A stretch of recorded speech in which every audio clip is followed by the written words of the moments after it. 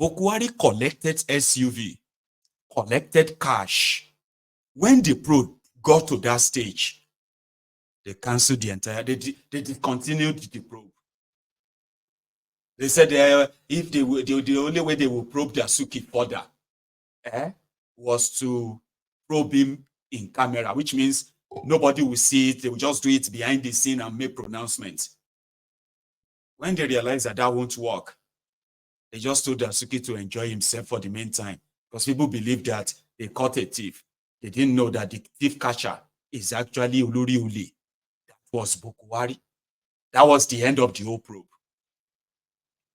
Today, Emefiole, which has been pushed forward, the guy that has been thrown under the bus.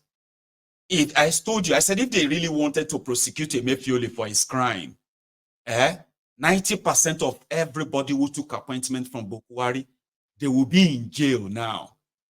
No joke, including Buhari and Pastor Ruga. These guys destroyed Nigeria, Baba. Economically, that you can't recover. You can't. I know some of you have this sort of belief that this problem is basically about whoever is in Abuja. You have no idea. The rot beyond Abuja, you see the established rot in Abuja that you see there, which we call federal government, that a lot of you know much about, is just the poster, the poster boy for the real rot that exists in all of the federating units. The rot is so deep that they have become laws themselves. So when you want to start somewhere or something, by the time you take a look at the product you think might be remedied, this Nigeria, because a lot of people, there are people who believe that there's nothing wrong with Nigeria. Nigeria has no problem. It is the Nigerians. Nigerians are the problem. You know, when all these motivational speakers who wanted to play with words. Oh, no. So, but if you say Nigeria no get problem, but Nigerians get problem. In this instance, we are talking about the people trapped in a contraption that is, this geographical expression, okay, called Nigeria, that space. So they are Nigerians, right? They are the problem. Then Nigeria has no problem here then. Like it's reflecting by the Wabi. So when I said if they decided that they really wanted to investigate Emefiole and they really want to recoup some of this money for your sake, many of those who are currently walking about freely, they will be in jail, including ex-governors, so ex-this and ex-that. Because all of them developed different. I mean, Emefiole was approving loans. Okay? The Central Bank of Nigeria approving loans for different states in Nigeria. They are run through, they are run over $5.7 billion. There's nothing to show for it. Emefiole printed $50 billion. That is 27 trillion naira. They shared the money. All of these states, your states, my states, all these people, they all collected the money, but they all have nothing to show for it. And they are working free. So the whole thing is just to make it look like, number one, if Tinubu has something, a stone to grind with Emefiole, because Emefiole played a very crucial role in the cabal at the time, working to stop Tinubu from becoming the APC, presidential candidate. Don't forget the whole history, their history. Yeah? So now they are telling us that the probe is over. Okay? And you may never get the result. You may never, and even if you have any result or whatever, it is just to further push a narrative that is by no means in any way meant to help you or help that country. Evil, yeah? Anyway, Kalu met with the business communities, okay? And what I could really take from what he said, which didn't make any sense, is the fact that he said, yeah, he thanked them for endurance of what the economy is, blah, blah, blah, blah. They were having dinner, Ramadan dinner, okay? And he now said something like, Nigeria is, Nigerians, you know your first name, you know your last name. Your first name is spirit. Your last name is endurance. Like, officially, you should be comfortable with the fact that you have the spirit and endurance. Yeah, reject it. I reject it. Abi, amen to that. Listen to this. I'll start with that. So I'll start with the boring part. Okay. Before we go into some other details. This issue of electricity, tariff increase. Now everybody go collect. Just wait. The organized private sector, I want to say thank you very much. The encouragement. Well, just so you know, in case if you stumble on it, and this is the part where you're joining us, okay? I would please love to warn you. That guy is not going to make any sense, okay? But if you are watching, okay, just know that do not try to want to work out what he is saying. It may sort of depreciate your brain cell. So that's just the one I need to give to you, okay? Watch him like you are watching a clown. Unfortunately, an unfortunate one. You know what I mean? Who happened to be your president, the president of a country. Don't listen to him with an attention of trying to make sense. And don't say I don't want you. Watch. The organized private sector, I want to say thank you very much. The encouragement and the inspiring remarks are very, very clear to me. Thanking,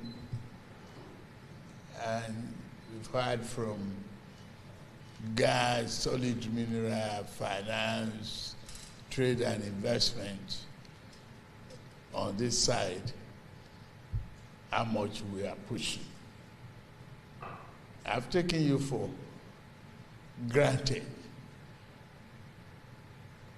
till this time.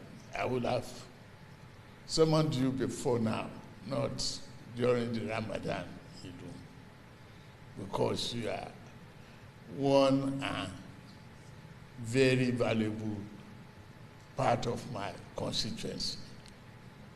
And there's no driver of this economy other than what you are. If the private sector is not flourishing, there's no growth, there's no prosperity, there's no employment. No matter how flowery the speeches are, it won't grow any mushroom. Thank you for persevering and enduring the turning moment of our economy. That is where we are at. I don't have to do quadratic equation to illustrate all of that to you. I just need to say I appreciate you for your endurance and perseverance and believing in this country. I was in New York Stock Exchange, and I was appealing to the investors.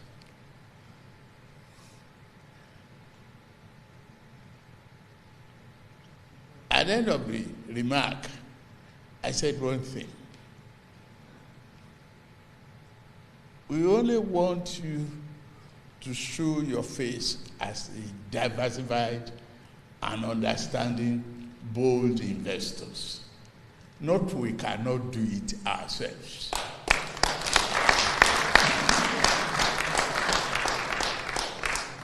And Tony Elumelu walked up to me, said, "Thank you very much for saying that, making that statement." You think I forget? I said, we can do it. Nigeria is a self-believer and can always deliver on its own. Whatever, they call us in the past, we know our first name and our last name. Our first name is Spirit, our last name is Kandu.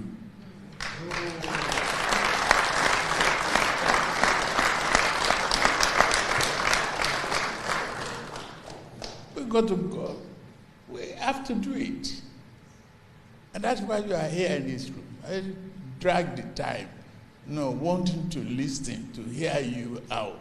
We'll call again so that we can embrace the reason for our country. Not because of us, cold food,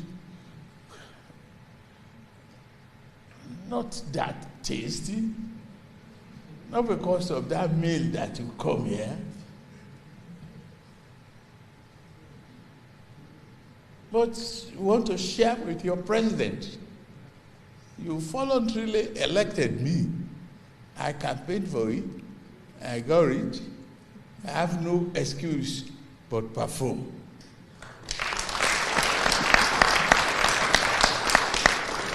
I tell you, I can't complain that it's stressful. But the joy in it is to see that little child be inspired to take the step, but relate it to the economic changes that we are going through.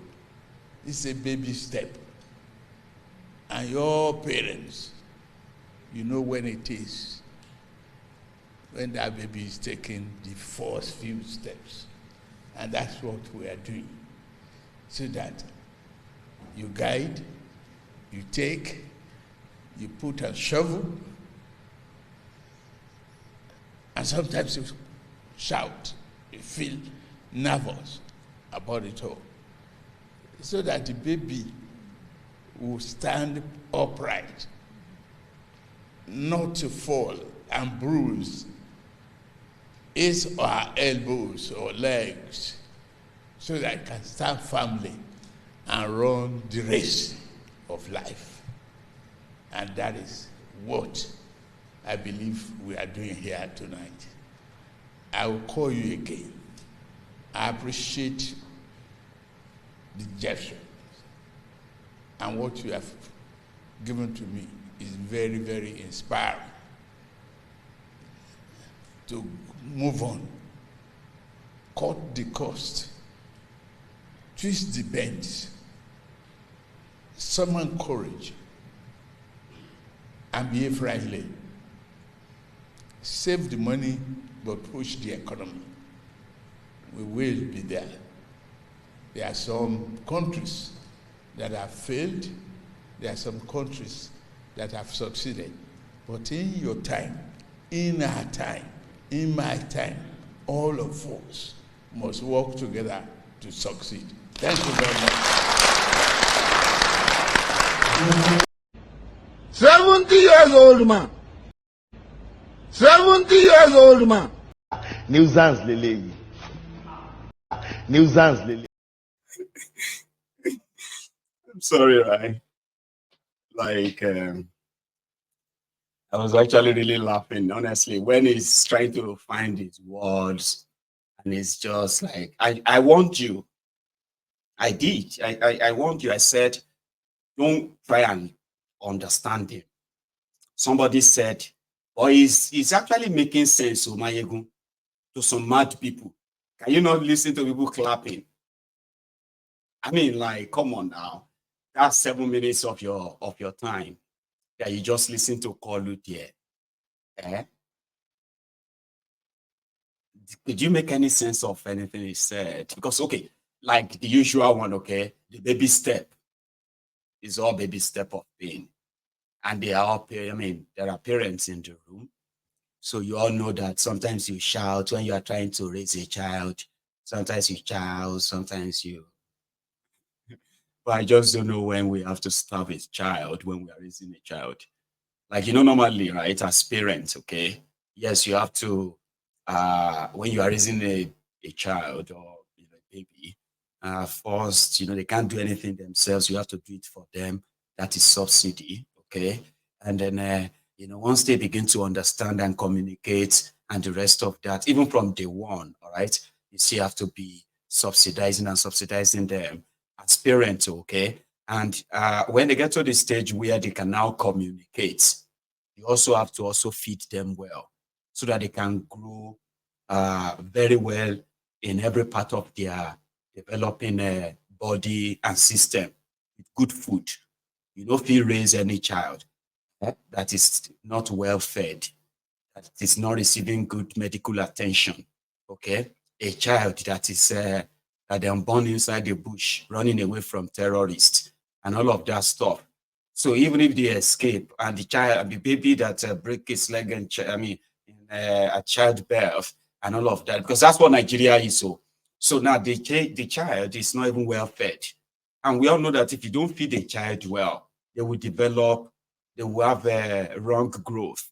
Abi, well, I'm a father, so I can tell you that if Tinubu is mad, and indeed he is making sense to mad people, because this narrative of baby pain of this, baby pain of that. Okay, we understand baby pain. What about the baby walk, baby step? Eh?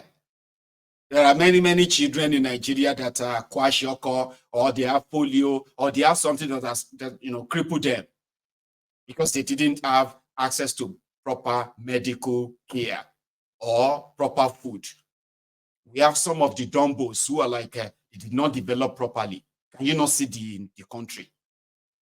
Do you think everybody in Nigeria developed properly? I was questioning all the food where I chop when I was a little child. And I'm like, I don't know, maybe I was just lucky. Sure you get. Because I don't know if all I ate when I was growing up or all I was fed with, maybe at this particular stage in my life, I actually had good meal, good stuff and all that. Because since the moment I started understanding the shege, because it doesn't take time. The moment you are like about maybe 9, 10, depends on the family they're born you with. Some people were born with silver spoon. Some people they born them with a wooden spoon. Some of us, they're not even born us with any spoon. So you can imagine the difference, Abi, in that order. So some of us have been exposed to the shege at a very young and tender ages. Sure you get. So from that moment, where I don't know waiting at the chop, or they try to kind of live with my own parents and all of that, I don't think this period, like I said, the one I remember, right? I don't think all the type of things I went through, the starvation, the hunger, and all of that stuff, I don't think they helped me grow. Because you can't tell me that majority of people you see in Nigeria today develop properly. Majority of them from childhood, it has been suffer shege. And at the end of the day, the only skill majority of Nigerians have is called survival skill. If you tell them, if you ask them, do you have any other skill apart from, they will tell you, well, survival skill, I can do anything. But I thought you said you are a trained teacher. Yes, as profession. Or I can do anything else as long as I'll be paid. Do you understand that? Only few will tell you, "Oh no, I'm a software engineer. I cannot go and be working. What do you call it? I cannot be working Korope." Only few. But again, I am saying that what we are exposed to, what these criminals expose us to, if you kind of look into it properly, you realize that majority of people who defend their oppressors, They may look normal. Some of them even go to school. Sure, you get to go and learn how to read and write. Nigerians, but do you really think all of us developed properly? We did not develop properly, and it is playing out. And that is why when Tinubu is talking and somebody say he's making sense, it's making sense to mad people.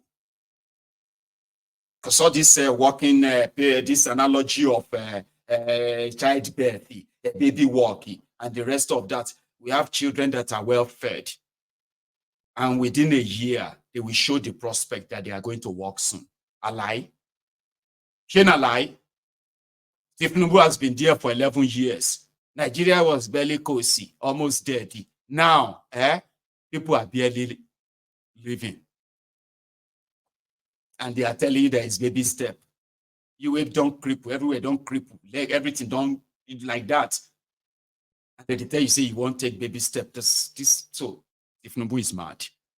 But it won't be the first time that a madman is going to lead Nigeria. Remember this, Wiri? Buhari ti sọ̀rọ̀ àti gbọ́.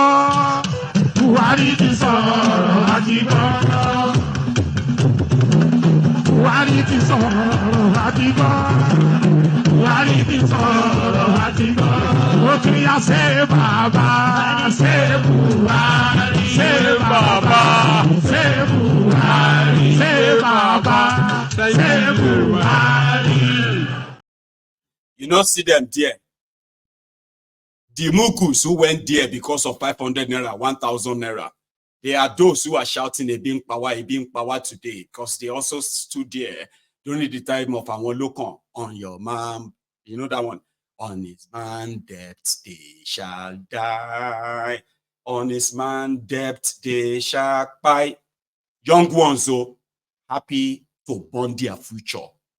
Happy slaves. Oyo mandate, Bola, Oyo mandate, Bola, Oyo mandate, we shall stand.